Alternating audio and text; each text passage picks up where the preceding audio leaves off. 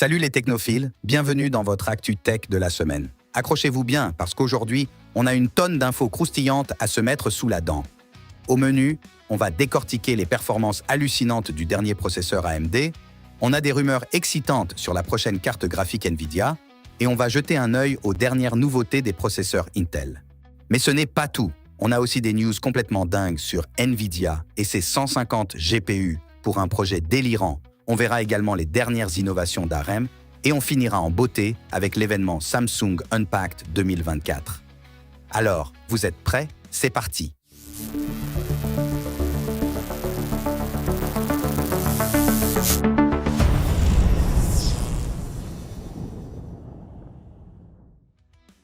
Avant toute chose, n'oubliez pas de vous abonner à la chaîne, les amis. Je viens de lancer cette chaîne et toute aide est la bienvenue pour la développer. Activez aussi la cloche de notification pour ne rien rater. Si le contenu vous plaît, partagez et commentez. Et maintenant, passons au vif du sujet. Commençons par une excellente nouvelle pour tous les gamers. L'Epic Games Store continue de nous gâter avec ses jeux gratuits hebdomadaires. Cette semaine, on a droit à Floppy Knights, un jeu de stratégie au tour par tour avec un style graphique absolument adorable. Imaginez un mélange entre Paper Mario et Advance Wars, le tout saupoudré d'une bonne dose d'humour et de cartes à collectionner.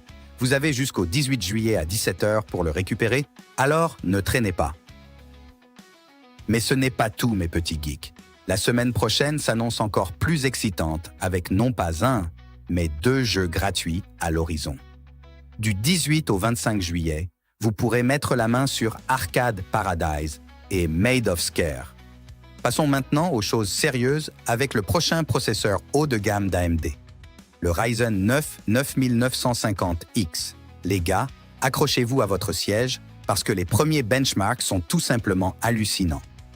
Selon des fuites récentes sur le forum AnandTech, le Ryzen 9 9950X, basé sur la nouvelle architecture Zen 5, montre des performances époustouflantes. Un utilisateur nommé Igor Kavinsky prétend avoir mis la main sur un échantillon d'ingénierie de ce processeur, et les résultats sont, comment dire, dingues. Dans le benchmark Blender, un test de rendu 3D qui fait suer même les processeurs les plus costauds, le 9950X affiche une amélioration de performance d'environ 20% par rapport à son prédécesseur, le Ryzen 9 7950X. Et ça, c'est avec une consommation de 230 watts. Imaginez un peu la bête quand elle sera complètement optimisée. Mais attendez, ce n'est pas tout. Le processeur a réussi à atteindre une fréquence de boost de 5,62 GHz. Et devinez quoi? Ce n'est même pas sa fréquence maximale officielle, qui devrait être de 5,7 GHz. Tout ça en restant sous les 62 degrés. AMD, vous nous gâtez. Ce qui est vraiment intéressant, c'est que, même à des niveaux de puissance plus bas, le 9950X maintient un avantage significatif sur le 7950X. C'est une excellente nouvelle pour ceux qui cherchent à construire des systèmes plus économes en énergie. Parlons un peu de l'architecture Zen 5. AMD a vraiment fait un travail remarquable ici. Ils ont réussi à augmenter significativement les performances tout en maintenant une efficacité énergétique impressionnante. C'est le résultat de nombreuses optimisations au niveau du cœur du processeur, de la gestion de la mémoire cache et probablement d'améliorations dans le processus de fabrication. Parlons maintenant de Nvidia. Accrochez-vous bien, parce qu'on va parler de la prochaine carte graphique haut de gamme de Nvidia, la GeForce RTX 5090. Et croyez-moi, les rumeurs sont absolument folles. Selon le leaker Panzerlead sur les forums Chipel, la RTX 5090 pourrait avoir une fréquence de base presque 2,9 GHz. Pour vous donner une idée, c'est 600 MHz de plus que la RTX 4090. C'est comme si Nvidia avait donné des stéroïdes à sa carte graphique. Mais ce n'est pas tout, mes amis. Cette fréquence de base dépasse même la fréquence boost de la 4090, qui est de 2,52 GHz. Vous imaginez un peu le potentiel de overclocking de cette bête? On pourrait bien voir des fréquences boost dépassant les 3 GHz. C'est tout simplement du jamais vu pour une carte graphique grand public. Avec une vitesse de 28 gigabits par seconde, ça nous donnerait une bande passante de plus de 1,5 téraoctets par seconde. C'est 50% de plus que la RTX 4090. Autant dire que cette carte n'aura aucun mal à gérer les textures les plus lourdes et les résolutions les plus élevées. Mais qu'est-ce que ça signifie concrètement pour nous les gamers? Eh bien, imaginez pouvoir jouer à tous vos jeux préférés en 4K, avec tous les réglages au maximum, le ray tracing activé, et tout ça à plus de 120 FPS. Pour les créateurs de contenu, cette carte pourrait être un véritable game changer. Les temps de rendu pourraient être drastiquement réduits, permettant des workflows plus fluides et productifs. Et pour ceux qui travaillent avec l'intelligence artificielle ou le deep learning, avoir 24 000 cœurs CUDA à disposition, c'est comme avoir un supercalculateur sur son bureau. Bien sûr, toute cette puissance va probablement venir avec une consommation électrique conséquente. On peut s'attendre à ce que la RTX 5090 consomme plus que la 4090, qui était déjà à 450 watts. Il faudra probablement prévoir une alimentation costaud et un bon système de refroidissement pour dompter cette bête. La grande question, bien sûr, c'est le prix. Si Nvidia arrive à maintenir le même prix de lancement que la 4090, ça serait une sacrée prouesse. Mais soyons réalistes, avec toutes ces améliorations, et connaissant Nvidia et leurs marges bénéficiaires, il est probable que le prix soit plus élevé. On parle peut-être d'une carte à plus de 2 000 €. La sortie est prévue pour fin 2024, ce qui nous laisse le temps de faire des économies. C'est aussi le temps pour Nvidia de peaufiner son architecture Blackwell et d'optimiser les performances. Passons maintenant à Intel, qui ne compte pas se laisser distancer dans la course aux performances. Le géant bleu a décidé d'appuyer sur l'accélérateur avec sa prochaine génération de processeurs, les Core Ultra 200K. Selon les dernières informations, Intel a avancé la phase d'échantillonnage QS, Qualification Sample, de ses processeurs Core Ultra 200K. Initialement prévue pour fin septembre, début octobre, cette phase cruciale a été déplacée à la mi-août, début septembre.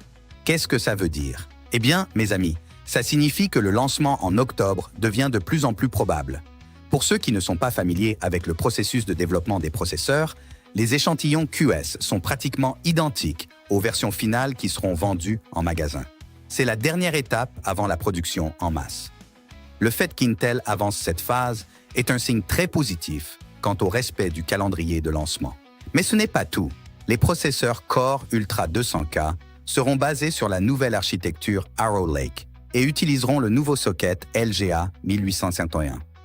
On parle de deux designs de die différents, un 8+16, 8 cœurs performants, plus 16 cœurs efficients, et un 6+8. Le design 8+16 devrait être réservé aux modèles haut de gamme, tandis que le 6+8 serait pour les modèles non-K, qui sortiront plus tard. Cette approche hybride, combinant des cœurs performants et efficients, n'est pas nouvelle pour Intel. Ils l'ont introduite avec Alder Lake et l'ont perfectionnée depuis. Mais avec Arrow Lake, on s'attend à des améliorations significatives, tant en termes de performance brute que d'efficacité énergétique. Le nouveau socket LGA 1851 signifie que ces processeurs ne seront pas compatibles avec les cartes mères actuelles. C'est un peu dommage pour ceux qui espéraient faire un simple upgrade de CPU, mais c'est le prix à payer pour les nouvelles technologies que ces processeurs vont apporter. Parlons un peu du calendrier. Les Core Ultra 200K devraient arriver sur le marché en octobre 2024, suivi des versions non-K en janvier 2025. C'est un timing intéressant, juste avant la période des fêtes. Intel espère probablement capitaliser sur cette période pour booster ses ventes. Mais que peut-on attendre en termes de performance? Bien qu'on n'ait pas encore de benchmark officiel, les rumeurs suggèrent des gains de performance significatifs par rapport à la génération actuelle. On parle d'une amélioration de l'IPC, instruction par cycle, de l'ordre de 15-20%, ce qui serait vraiment impressionnant. De plus, avec l'introduction de la nouvelle architecture graphique intégrée, on pourrait voir des performances graphiques nettement améliorées sur les CPU sans carte graphique dédiée. C'est une excellente nouvelle pour les ultrabooks et les PC compacts. Un autre point intéressant est l'accent mis par Intel sur l'IA. Avec l'intégration de plus en plus poussée de l'IA dans nos tâches quotidiennes, avoir un processeur capable de gérer efficacement ses charges de travail devient crucial. Bien sûr, tout cela soulève des questions sur la concurrence avec AMD. Le timing du lancement des Core Ultra 200K semble être une réponse directe au Ryzen 9000. La bataille promet d'être féroce, et c'est nous, les consommateurs, qui en bénéficieront avec des produits toujours plus performants.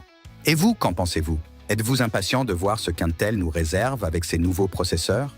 Pensez-vous qu'ils seront à la hauteur face à la concurrence d'AMD? Avez-vous des attentes particulières pour cette nouvelle génération? Faites-moi part de vos théories dans les commentaires. Passons maintenant aux news suivants. Le monde des processeurs mobiles s'apprête à connaître une nouvelle révolution avec l'arrivée imminente de l'AMD Ryzen AI 9 HX 370. Ce processeur, qui fait partie de la série Ryzen AI 300, a récemment fait son apparition sur Geekbench, révélant des performances impressionnantes qui laissent présager un avenir prometteur pour les ordinateurs portables haut de gamme. Les scores obtenus par le Ryzen AI 9 HX 370 sont tout simplement remarquables.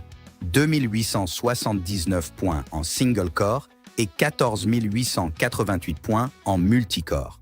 Ces résultats représentent une amélioration significative par rapport au score moyen précédent qui tournait autour de 2778 en single-core et 13 524 en multicore. Ce processeur de pointe est doté de 12 cœurs, répartis selon une configuration 4+8. Cette architecture hybride permet une gestion optimale de la puissance et des performances. L'un des aspects les plus intéressants de ce CPU est sa plage de TDP qui s'étend de 15 à 54 watts. Cette flexibilité permettra aux fabricants d'intégrer ce processeur dans une large gamme d'appareils, des ultrabooks légers aux ordinateurs portables gaming puissants. Asus semble être un partenaire clé pour le lancement de cette nouvelle série. Leur modèle ProArt P16, qui supportera jusqu'à 70 watts de TDP, promet des performances exceptionnelles pour les créatifs en déplacement. Ce partenariat souligne l'ambition d'AMD de conquérir le marché des ordinateurs portables haut de gamme. Bien que les performances du Ryzen AI 9 HX 370 soient impressionnantes, il est important de noter qu'il pourrait ne pas surpasser le Core i9 14900 HX d'Intel en termes de vitesse pure. Cependant, cette comparaison doit être nuancée, car le processeur d'Intel est en réalité un modèle de bureau adapté au format mobile. L'avenir s'annonce prometteur pour AMD, qui prévoit de lancer sa série Fire Range, équipée de cœurs Zen 5 l'année prochaine. En attendant, ce nouveau Ryzen AI 9 HX 370 semble bien positionné pour concurrencer sérieusement Intel sur le marché des processeurs mobiles haute performance. Le lancement officiel de la série Ryzen AI 300 est prévu pour le 28 juillet, bien qu'AMD n'ait pas encore confirmé cette date, ni le nombre de modèles d'ordinateurs portables qui seront disponibles dès le premier jour. Actu suivante. Parlons maintenant des GPU utilisés dans la sphère de Las Vegas. Le Sphere de Las Vegas, l'une des attractions les plus spectaculaires de la ville, utilise pas moins de 150 GPU NVIDIA RTX A6000 pour générer son contenu visuel époustouflant.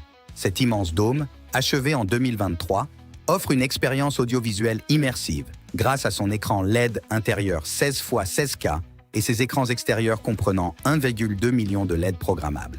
Le contenu vidéo est créé dans les studios Sphere en Californie, puis transféré numériquement à Las Vegas. Il est ensuite diffusé en temps réel sur des stations de travail équipées de GPU NVIDIA RTX A6000, capables de délivrer 3 couches de résolution 16K à 60 images par seconde. Bien que le RTX A6000 ne soit pas le dernier GPU de NVIDIA, ses 10 752 cœurs CUDA et ses 48 Go de VRAM en font un choix puissant pour cette application. Au total, le système dispose de plus de 7 Tera de mémoire vidéo, démontrant l'incroyable puissance de calcul nécessaire pour faire fonctionner cette merveille technologique. Poursuivons l'actualité avec l'upscaling d'ARM, baptisé ASR. ARM a récemment dévoilé sa nouvelle technologie d'upscaling pour appareils mobiles, l'ARM Accuracy Super Resolution, ASR. Cette solution open source s'inspire du FSR2 d'AMD et se concentre sur l'upscaling temporel, jugé plus efficace que l'upscaling spatial pour les appareils à faible puissance. L'ASR vise à améliorer les performances et la qualité visuelle des jeux sur appareils mobiles, tout en optimisant la consommation d'énergie et la gestion thermique. ARM a réalisé des tests comparatifs avec son GPU Immortalis G720, montrant des résultats prometteurs par rapport aux technologies existantes comme FSR1 et FSR2. Cette nouvelle technologie rejoint une liste croissante de solutions d'upscaling, incluant FSR, GSR, TSR et le Snapdragon Game Super Resolution de Qualcomm. L'espoir est de voir une unification de ces API pour les appareils mobiles, similaire à l'approche de Microsoft avec DirectSR, afin d'éviter une fragmentation du marché. L'introduction de l'ASR souligne l'importance croissante de l'upscaling dans le gaming mobile, où l'équilibre entre qualité visuelle, performance et autonomie est crucial. Pour terminer, revenons vite fait sur l'événement Samsung Galaxy Unpacked, la conférence Samsung Unpacked 2024 tenue à Paris le 10 juillet. Samsung a mis le paquet sur l'IA avec sa Galaxy AI. Mais parlons plutôt des nouveaux joujoux qu'ils nous ont présentés. Commençons par la Galaxy Watch Ultra. Les amis, si vous êtes des aventuriers, cette montre est faite pour vous. Étanche jusqu'à 100 mètres, certifiée militaire, GPS de ouf, elle détecte même l'apnée du sommeil. Tout ça pour 699 €. Ensuite, accrochez-vous. Samsung se lance dans les bagues connectées avec la Galaxy Ring. Elle suit votre activité H24, mesure votre fréquence cardiaque, votre sommeil, même votre température. 7 jours d'autonomie, 9 tailles, 3 couleurs, à partir de 449 €. Pas mal, non? Passons au smartphone pliable. Le Z Fold 6 s'affine et s'allège. 230 grammes, les gars, c'est pas rien pour un téléphone qui se déplie. Avec l'IA intégrée, il devient une vraie bête de création. Comptez 1 999 € minimum. Son petit frère, le Z Flip 6, garde son écran externe de 3,4 pouces, mais gagne en puissance. 12 Go de RAM et un appareil photo de 50 mégapixels. Le tout pour 1 199 €. Enfin, Samsung n'a pas oublié nos oreilles avec les Buds 3 et Buds 3 Pro. L'IA s'invite aussi dans ses écouteurs pour une réduction de bruit intelligente et même de la traduction en temps réel. Comptez 169 € pour les Buds 3 et 249 € pour les Pro. Alors, qu'en pensez-vous? Quel appareil vous fait le plus envie? Dites-moi tout en commentaire. Et voilà les amis, c'est tout pour notre ActuTech de cette semaine. Merci d'avoir suivi jusqu'à la fin. N'hésitez pas à liker, commenter et vous abonner pour ne rien rater de l'ActuTech. À la semaine prochaine pour encore plus de nouveautés. Enfin, espérons.